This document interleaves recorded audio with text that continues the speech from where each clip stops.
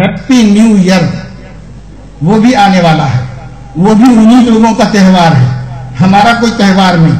हमारा happy new year Muharram की पहली तारीख को शुरू हो चुका है और हमारा कैलेंडर आगाज हो चुका है।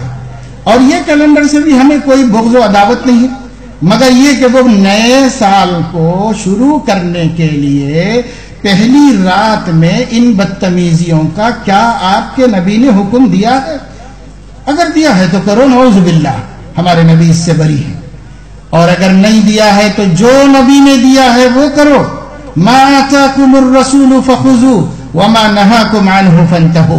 पहला चांद देखते थे हमारे नबी, हदीस की किताबों में पढ़ो, पहला चांद देखते थे तो जुबान मुबारक पे आता था, अल्लाहुम्मा अहिल्लहु अलैना बिल यम्नि वल ईमानी वस्सलामति वल इस्लामी वत्तौफीक़ि लिमा तुहिब्बु व तर्ज़ा रब्बी व रब्बुकल्लाह। हमारे नबी कहते थे, ए चांद, तेरा रब भी अल्लाह है, मेरा रब भी अल्लाह है।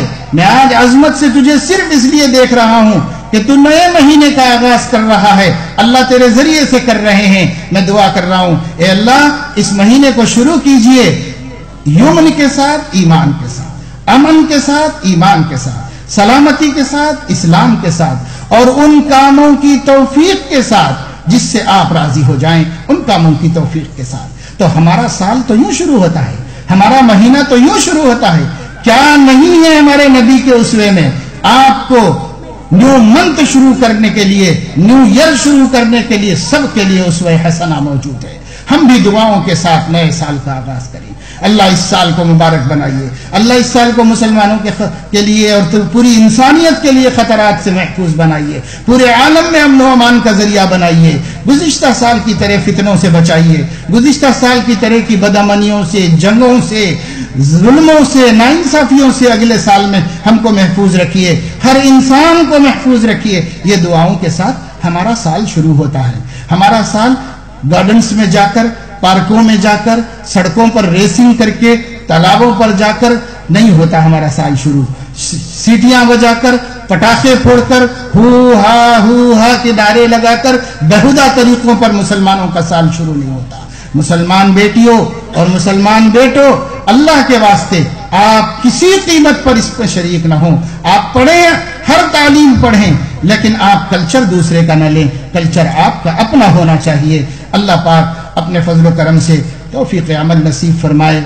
मैंने आपका बहुत वक्त लिया, बहुत देर हुई, लेकिन बस जो बातें मुझे अर्ज करनी थी मैंने आपके सामने अर्ज की। समझ में आ जाए तो अल्लाह का करम है, ना समझ में आए तो अपनी अपनी किस्मत की बात है।